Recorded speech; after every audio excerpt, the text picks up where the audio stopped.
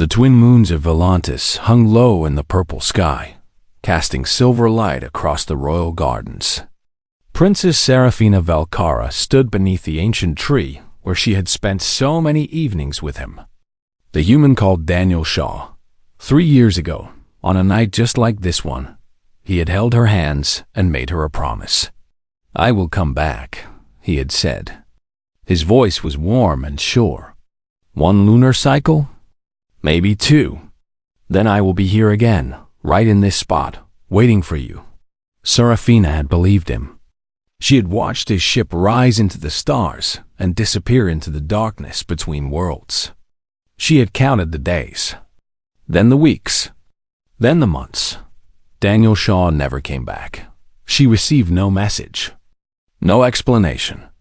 The diplomatic channels between Earth and Volantis continued as normal. But when she asked about the human diplomat who had served on her world for 3 years, she was met with silence. His file was classified. His assignment was listed as complete. That was all anyone would tell her. For 3 years, Serafina waited. She told herself that something must have happened. An emergency. A crisis. Surely he would send word when he could. Surely he had not simply forgotten her. But the word never came. Now she stood in the garden again, alone under the twin moons, and she felt something change inside her heart. The hope that had kept her waiting finally turned into something harder. Something that demanded answers. The doors to the garden opened behind her. Elder Counselor Morthen stepped out, his long robes trailing on the stone path. He was old even by Valantian standards, and he had served her family for longer than she had been alive.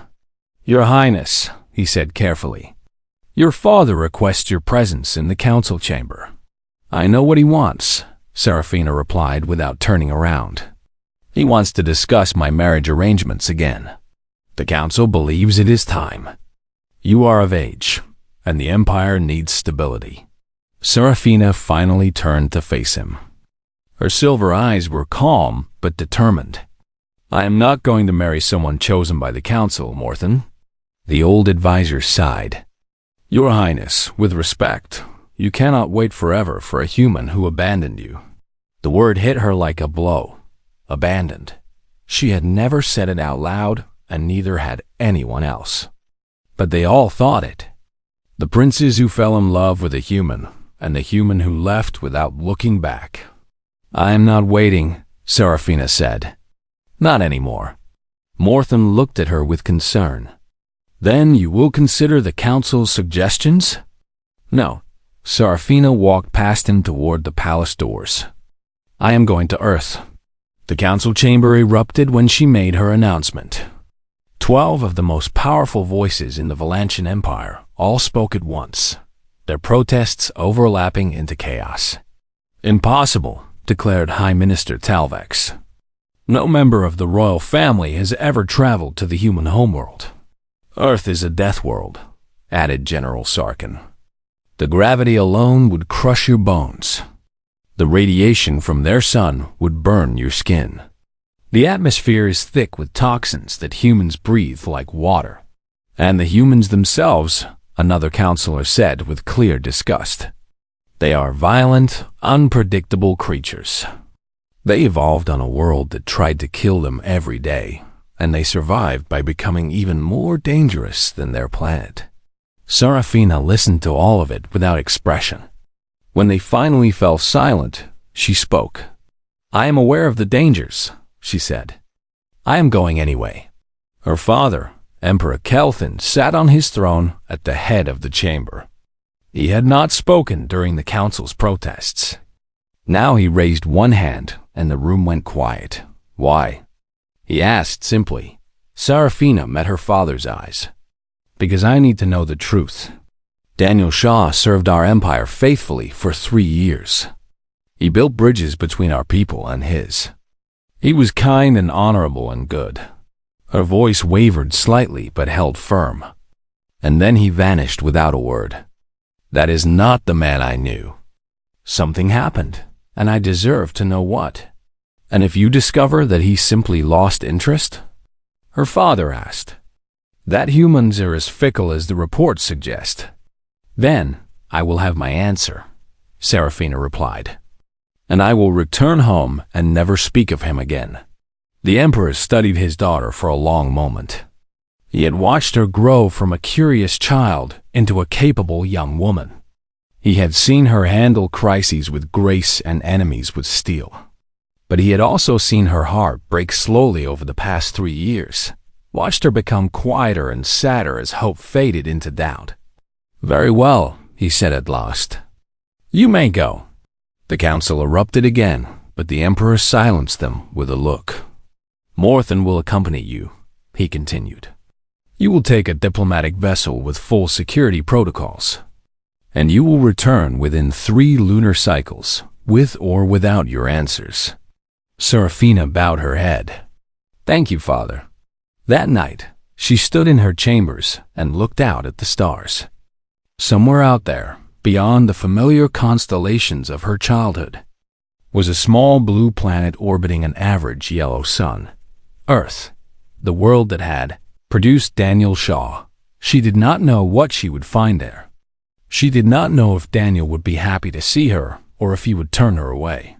She did not even know if he was still alive. But she knew that she could not spend the rest of her life wondering. She could not build a future on unanswered questions and broken promises. Tomorrow, she would leave everything she knew and travel to a world that could kill her with its very air. She would find the human who had promised her forever and then disappeared, and she would ask him the question that had burned in her heart for 3 long years. "Why did you abandon me?" The journey to Earth took 14 days. 14 days of silence between the stars, with nothing to do but think and remember. Serafina spent most of the time in her quarters, looking out at the endless darkness. She thought about the first time she met Daniel Shaw. He had arrived on Volantis as part of a diplomatic mission, one of 5 humans sent to establish relations between their worlds. The others had been formal and careful, treating every interaction like a political test. But Daniel had been different. He smiled easily. He asked questions about her world, not because it was his job, but because he was genuinely curious. He learned their language faster than any human before him, and he never grew frustrated when Valantians struggled with the harsh sounds of English. One evening, she had found him in the garden, sitting alone beneath the ancient tree.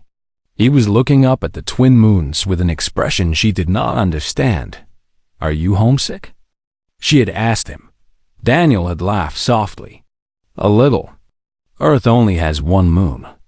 It feels strange to see 2 of them." She had sat beside him then, and they had talked until the moon set and the sky turned gold with sunrise. It was the first of many such nights. Now, as her ship approached the human homeworld, Serafina tried to prepare herself for what was coming. She had studied everything she could find about Earth. The data was not encouraging. The gravity is 40% higher than Volantis. Morthen reminded her as they watched Earth grow larger in the viewport. "You will tire quickly. Your body will ache. Moving will feel like walking through water." "I understand," Serafina said. "The air is thick with nitrogen and oxygen. Their sun produces high levels of radiation. Temperatures vary by over 100 degrees depending on location and season." Morthen shook his head. "It is remarkable that any species could evolve on such a world, let alone become spacefaring." Serafina said nothing. She watched the blue and green planets spin slowly below them. From here, it looked peaceful, beautiful, even. But she knew that beauty hid danger at every level. They landed at night in a place called the American Midwest. Serafina had chosen this location carefully. Daniel had spoken often of his childhood in this region, of wide open spaces and fields that stretched to the horizon. If she wanted to understand him, she needed to start here. The ship touched down in a field of tall golden plants. Corn, according to the database. A food crop that humans grew in massive quantities. The ramp lowered, and Serafina took her first step onto Earth. The gravity hit her immediately. It was like invisible hands pressing down on every part of her body. Her legs felt heavy. Her spine ached. Even breathing required more effort than usual. "Your Highness," Morthen said with alarm, reaching for her arm. "Perhaps we should return to the ship." "No." Serafina straightened her posture despite the discomfort. "I did not come this far to turn back now." The night air was cool and carried strange scents. Plants and soil and something else she could not identify. Life. The world smelled alive in a way that was almost overwhelming after the recycled air of the ship. They walked a short distance from the landing site, keeping to the shadows. According to their scans, there was a human settlement nearby. A small collection of buildings where perhaps a few hundred humans lived. Before they could reach it, a light appeared in the darkness. A ground vehicle was approaching, bouncing along the rough terrain between the fields. Morthen stepped in front of Serafina, one hand reaching for the weapon at his belt. "Stay behind me, Your Highness." The vehicle stopped, and a human emerged. He was older, with gray hair and weathered skin. He carried a light in one hand and some kind of tool in the other. His eyes went wide when he saw them. For a long moment, nobody moved. Then the human did something unexpected. He lowered his tool and raised his empty hand in greeting. "Well," he said slowly, "I reckon you folks ain't from around here." Serafina stepped forward, past Morthen's protective stance. "No, we are from Volantis." The human nodded as if this was perfectly normal. "Saw your ship come down. Figured I should check it out before calling anyone official." He looked at Serafina with curiosity rather than fear. "Name's Kevin Brooks. I farm this land." "I am Serafina," she replied, deciding to leave out her title for now. "This is my advisor, Morthen." Kevin Brooks looked at the old counselor, then back at Serafina. "You look tired. And if I remember right, our gravity is rough on your kind." He gestured toward his vehicle. "I got water and chairs back at the house. Seems like you might need both." Morthen started to protest, but Serafina silenced him with a look. "Thank you," she said to Kevin. "That is very kind." The farmhouse was small but clean. Kevin's wife, a woman named Dorothy, did not seem surprised to find aliens in our kitchen. She simply poured glasses of water and set out bread and cheese. "You're looking for someone," Kevin said. It was not a question. Serafina nodded. "A human named Daniel Shaw. He served as a diplomat on my world. He returned to Earth 3 years ago and then disappeared." Kevin and Dorothy exchanged a glance. "Shaw," Dorothy repeated. "That name sounds familiar." "There was a fellow in the news a while back," Kevin said thoughtfully. "Some kind of government scandal. They said he resigned from his post and walked away from everything." He shrugged. "Can't remember the details. But I think he had family in Colorado." "Colorado." Serafina fixed the name in her mind. "How do I get there?" Kevin laughed softly. "Well, that's a bit of a drive from here. But I imagine you didn't cross the galaxy just to give up now." He stood and reached for a device on the counter. "Let me make some calls. I know people who might be able to help." Serafina watched this human, this farmer who had no reason to help strangers from another world, go out of his way to assist her. Daniel had told her stories about human kindness, but she had never fully believed them. Now she was starting to understand that Earth was a dangerous world, and humans were dangerous creatures. But they were also capable of warmth that crossed every boundary. They helped strangers simply because they could. She thought of Daniel and wondered if that same kindness was still alive somewhere inside him, or if 3 years of silence had killed it completely. Either way, she would find out soon enough. Colorado was waiting. The path to Daniel's cabin wound upward through dense forest and rocky terrain. Serafina insisted on making the journey alone. Morthen protested, but she was firm. This was something she needed to do by herself. The mountain air was thin and cold.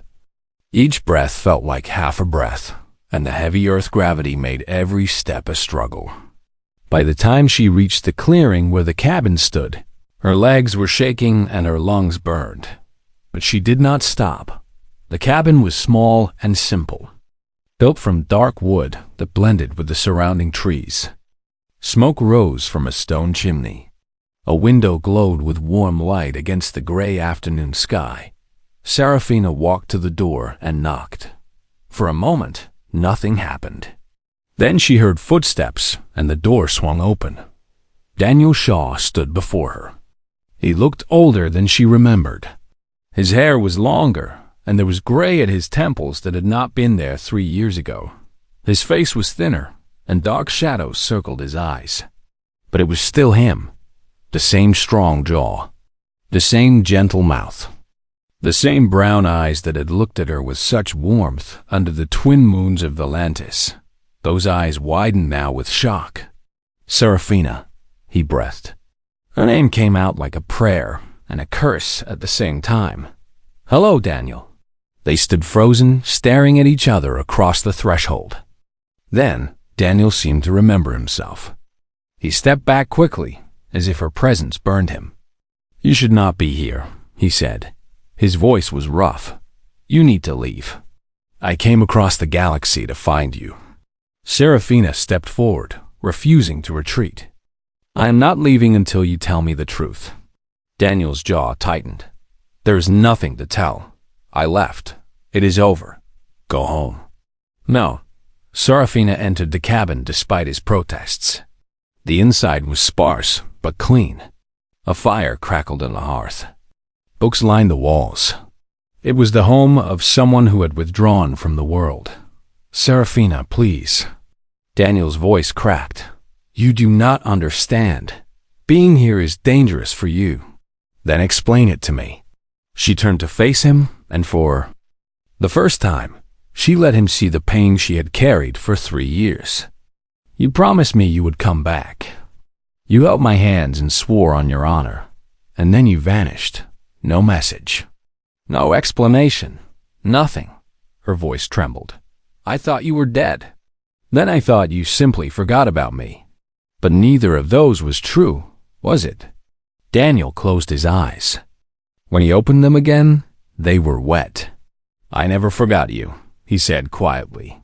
Not for a single day. Then why? He walked to the window and looked out at the mountains. His shoulders were tense, his hands clenched at his sides. When he spoke, the words came slowly, as if each one cost him something. When I received the message calling me back to Earth, it was not from the diplomatic corps. It was from a faction within our government. People who believed that humans should not form close relationships with alien species. They called themselves the Purity Alliance. Serafina felt cold despite the fire's warmth. I never heard of such a group. You would not have. They operate in shadows. Daniel's voice grew harder. They had been watching us for months. They knew about our connection.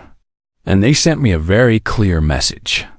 He reached into his pocket and pulled out a small data chip. He handed it to Serafina. This was attached to their transmission. Serafina activated the chip. A holographic image appeared above her palm. It was a map of the Valantian royal palace with a specific room highlighted. Her bedroom. They told me that if I returned to Volantis, if I sent any message to you, if I did anything that showed I still cared about you, they would kill you. Daniel's voice was barely above a whisper. They had people on your world. Assassins waiting for orders. They said they would make it look like human extremists were responsible, and it would destroy any chance of peace between our species. Serafina stared at the map, her bedroom. They had been watching her too. You left to protect me, she said slowly. The only way to keep you safe was to make it seem like I had abandoned you. Daniel turned to face her. His eyes were filled with anguish. If I disappeared completely, if I cut all ties, then you would no longer be a target. You would just be a princess who was foolish enough to care about a human, not a threat to their ideology. 3 years. Seraphine's voice shook. You have been alone for 3 years because of me. I would do it again. Daniel's response was immediate and fierce. 1,000 times. 1,000,000 times. Anything to keep you safe. The weight of his sacrifice crashed over Serafina like a wave. This man had given up everything. His career, his connections, his happiness. He had chosen isolation and pain so that she could live. You should have told me, she said. We could have fought them together. Daniel shook his head. They would have known. They had eyes everywhere. The only way was to disappear so completely that even I believed it was real. He laughed bitterly. I told myself that you would move on, that you would forget me and find someone worthy of you, someone who could give you a future without hiding in the shadows. I never moved on. Serafina stepped closer to him. I never forgot. I never stopped, hoping that somewhere, somehow, you were still the man who held my hands under the twin moons. Daniel looked at her with desperate hope and terrible fear. You should not have come. The Purity Alliance still exists. If they learn you are here, they will. A beeping sound cut through the cabin. Daniel's face went pale. He moved to a device on the wall and read the display. What is it? Serafina asked. Daniel grabbed her arm. We need to go. Now, what is happening? Proximity alert. Someone is approaching the cabin. Multiple contacts. He pulled a weapon from a hidden compartment in the wall. They found you. They found us. Through the window, Serafina could see movement in the trees. Dark figures spreading out, surrounding the cabin. How? She demanded. It does not matter. What matters is getting you out of here. Daniel checked his weapon and handed her a small device. This is a beacon. If anything happens to me, press this and run. It will call for extraction. I am not leaving you. Daniel met her eyes. In that moment, she saw the man she remembered. The man who smiled easily and loved completely. The man who would walk through fire for those he cared about. You may not have a choice, he said. The first shot shattered the window. The journey across America took 3 days. Kevin Brooks arranged transportation with a friend who owned a private aircraft, allowing Serafina and Morthen to travel without attracting attention. The pilot asked no questions and accepted payment in Valantian credits, which were apparently quite valuable on Earth. Serafina spent the flight looking down at the world below. Earth was endlessly varied. Flat plains gave way to forests. Rivers cut through the land like silver ribbons. Cities sprawled across the ground, filled with millions of humans living their strange and busy lives. It was overwhelming. Valantis had variety, but nothing like this. Every region of Earth seemed to be its own world. They landed in a place called Denver, a city built at the foot of enormous mountains. The peaks were covered in white snow even though the air below was warm. Serafina stared at them in wonder. The Rocky Mountains, Morthen said, consulting his data device. One of the largest mountain ranges on the planet. The altitude makes breathing difficult even for humans.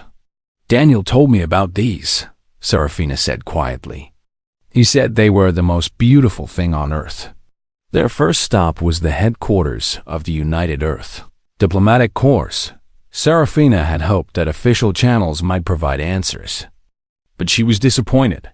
The building was tall and imposing, filled with humans in formal uniforms, moving with purpose and efficiency.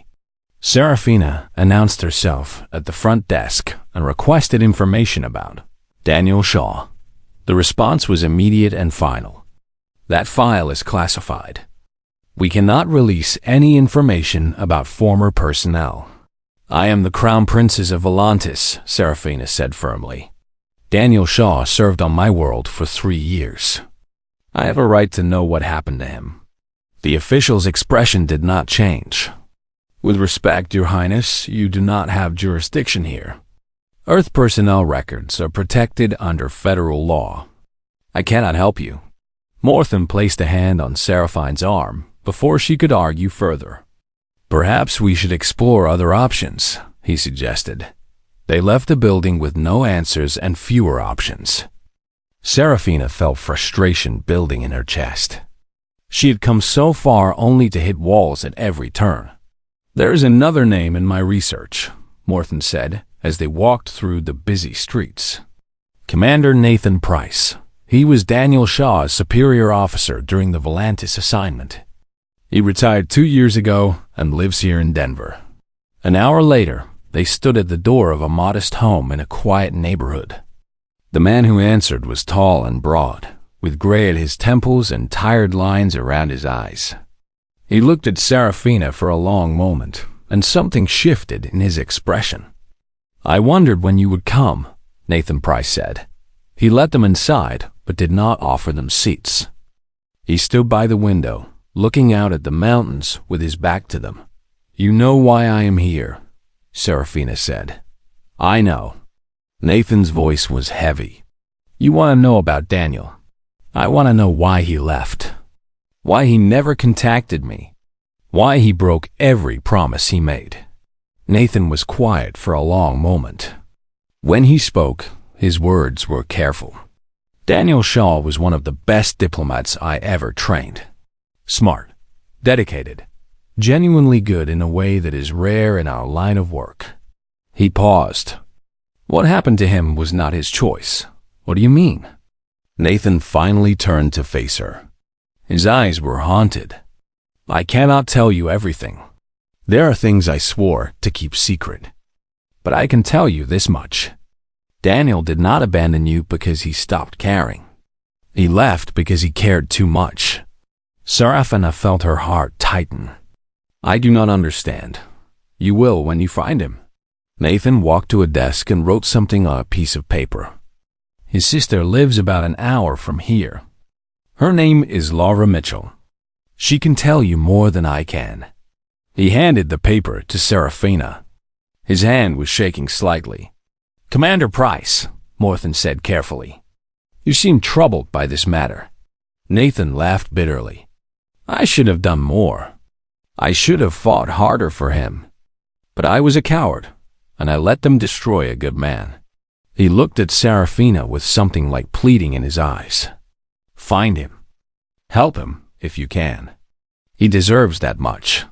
Laura Mitchell lived in a small house outside the city, surrounded by trees and silence. She was younger than Daniel, with the same brown hair and the same kind eyes. But where Daniel's eyes had always been warm, Laura's were guarded and suspicious. Who are you? She demanded when she opened the door. My name is Seraphina. I knew your brother on Volantis. Laura's expression changed immediately. Recognition, surprise, and then something harder. The princess. He talked about you. A lot. She crossed her arms. You have a lot of nerve coming here. I came to find him, Seraphina said. To understand why he disappeared. He didn't disappear. He ran away. Laura's voice was sharp. He came back from your world a broken man. He wouldn't talk about what happened. He resigned from the diplomatic corps, sold everything he owned, and moved to a cabin in the mountains. I barely see him anymore. Seraphina felt the words like physical blows. Broken. She could not imagine Daniel, who had been so full of life and hope, being broken by anything. What happened to him? She asked. Laura's anger softened slightly into sadness. I don't know all of it. He won't tell me, but I know he carries guilt like a weight around his neck. He thinks he failed someone. He thinks he did something unforgivable. She looked at Seraphina with new understanding. I think that someone was you. Me? But I never blamed him for anything. I just wanted to know why he left. Laura shook her head. Daniel doesn't work that way. He takes responsibility for everything, even things that are not his fault. Whatever happened, he convinced himself that staying away from you was the only way to protect you. Protect her. The word echoed in Seraphina's mind. Daniel had always been protective. too protective sometimes. He had worried about her safety constantly during his time on Volantis. Where is he now? Serafina asked. Lavra hesitated. Then she sighed and reached for a pen. I'll give you directions to his cabin. But I'm warning you. The man you find up there is not the same man you knew. Whatever broke him, it cut deep. Serafina took the directions and folded them carefully. Thank you. Lavra caught her arm before she could leave. Don't hurt him again. He has already given everything he has. There is nothing left to take. Serafina met her eyes. I did not come here to hurt him. I came to understand. And maybe, if he will let me, to help. Lavra studied her for a long moment, then released her arm. Good luck. You will need it. Glass exploded across the cabin floor. Daniel grabbed Serafina and pulled her behind a heavy wooden table, shielding her body with his own. Stay down, he ordered. More shots tore through the walls. Daniel returned fire through the broken window, moving with speed and precision that surprised Serafina. This was not the gentle diplomat she had known. This was a human fighting for survival on his home ground. There are at least 8 of them, Daniel said, checking his weapon. They have surrounded the cabin. What do we do? Daniel looked around the room, calculating. 3 years of living alone on this mountain had given him time to prepare for exactly this situation. He had always known they might come for him eventually. There is a tunnel beneath the floor. It leads to an exit point about half a mile down the mountain. He pointed to a trapdoor near the fireplace. You go. I will hold them off. No.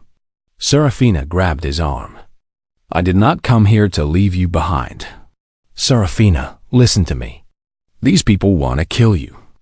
Everything I sacrifice will mean nothing if you die here today. And everything you sacrificed will mean nothing if I run away while you die for me. Seraphine's silver eyes blazed with determination. We fight together or we escape together. There is no other choice. Daniel stared at her. Then something changed in his expression. The despair that had weighed him down for 3 years seemed to lift, replaced by something brighter. Something like hope. Together then, he said. He handed her a second weapon from his hidden cache. Do you know how to use this? Point and press. Yes. Close enough. The attackers were closing in. Daniel could hear them communicating outside, coordinating their approach. They were well trained, probably former military. But they had made one crucial mistake. They had underestimated what a human could do when protecting someone he loved. On my signal, run for the back door, Daniel said. I modified the terrain around this cabin. I know every rock, every tree, every trap. Stay close to me. He kicked open the back door and rushed out, firing at the nearest attacker. The man went down. Serafina followed, struggling with the weight of the weapon in her hands and the crushing gravity that made every movement exhausting. Daniel moved like the mountain itself had become part of him. He knew where the ground was stable and where it would crumble. He knew which trees provided cover and which were too thin to stop bullets. He led Serafina through a path that only he could see, and behind them, the attackers stumbled and fell. A trap Daniel had set long ago triggered, sending 2 attackers tumbling down a rocky slope. Another stepped on a hidden pit and crashed through rotten wood into darkness below. This way, Daniel urged, pulling Serafina toward a dense section of forest. But they were not fast enough. An attacker appeared from behind a boulder, weapon raised. Daniel pushed Serafina aside and took the shot to his shoulder. He grunted in pain but did not fall. Instead, he charged forward and disarmed the man with brutal efficiency. Daniel! Serafina rushed to his side. Blood soaked through his shirt. Keep moving, he said through gritted teeth. We are almost there. They stumbled down the mountain, pursued by the remaining attackers. Seraphine's lungs screamed for air. Her legs felt like they would collapse at any moment. But she did not stop. She could not stop. Not when Daniel was bleeding beside her, refusing to give up. Then, suddenly, the sound of engines filled the air. A ship descended through the clouds. Not a Valantian vessel. An Earth military craft, bearing the insignia of the United Earth Defense Force. The attackers scattered, retreating into the forest as the ship's weapons targeted their positions. A hatch opened, and soldiers poured out, securing the area with ruthless efficiency. Among them was Commander Nathan Price. "Took you long enough," Daniel said weakly before collapsing against a tree. Nathan rushed to his side. "We traced the Purity Alliance communications. When we saw they had found you, we mobilized everything we had." "The princess," Daniel gasped. "Is she safe?" "I am here." Serafina knelt beside him, pressing her hands against his wound. "I am safe because of you." Nathan looked at them both and shook his head. 3 years, Daniel. 3 years you carried this alone. Why did you not trust us to help? I could not risk it. Not with her life. Medical personnel arrived and took over treating Daniel's wound. It was serious but not fatal. He would live. The remaining members of the Purity Alliance were captured or killed.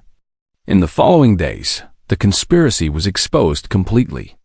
Records showed that they had infiltrated multiple levels of Earth's government, working secretly to prevent human-alien cooperation. With their leadership destroyed and their crimes revealed, the organization collapsed. Nathan Price testified before the United Earth Council, clearing Daniel's name and explaining the impossible choice he had been forced to make. Daniel was offered his position back, along with commendations for his sacrifice. He declined. 2 weeks later, Daniel stood in the royal gardens of Volantis, beneath the ancient tree where everything had begun. His arm was still healing, but he barely noticed the pain. All he could see was Serafina, standing before him in the silver light of the twin moons. "You could have stayed on Earth," she said. "They offered you everything. They offered me a job." Daniel took her hand. "You offered me a reason to live." The Valantian court had accepted his return with mixed reactions. Some still distrusted humans. Others admired his sacrifice. But what mattered most was that Emperor Cal then had given his blessing, acknowledging that Daniel Shaw had proven his honor beyond any doubt. Elder Morthen approached them, his old face creased with a rare smile. "The Council wishes to know how we should record this in our histories. A human who sacrificed everything for our princess, who fought against his own people to protect her, who crossed the galaxy to stand beside her again." Serafina looked at Daniel, and he looked at her. "Tell them the truth," she said. "Tell them that humans do not love in small ways. They do not protect with conditions or limits. When a human chooses someone, they choose them with everything they have, even if it breaks them." Morthen bowed his head. "And is this true for all humans?" Daniel smiled, and for the first time in 3 years, there was no shadow behind it. "I cannot speak for all humans, but I know what is true for me. I would cross any distance, face any enemy, endure any pain, because that is what love means." Serafina squeezed his hand. "That is the human way." High above them, the twin moons of Volantis shone down on the gardens. Somewhere in the distant sky, a small blue planet orbited an average yellow sun. A world of danger and beauty. A world that had produced humans, the most terrifying and wonderful species in the galaxy. And in that moment, beneath the alien stars, 2 souls who had been separated by lies and sacrifice were finally together again. Not because the universe was kind, but because love, true love, the kind that humans carried like fire in their hearts, could not be stopped by distance or fear or time. "Why did you abandon me, human?" "I never did. I just loved you too much to let you die for me. And now, at last, They were home.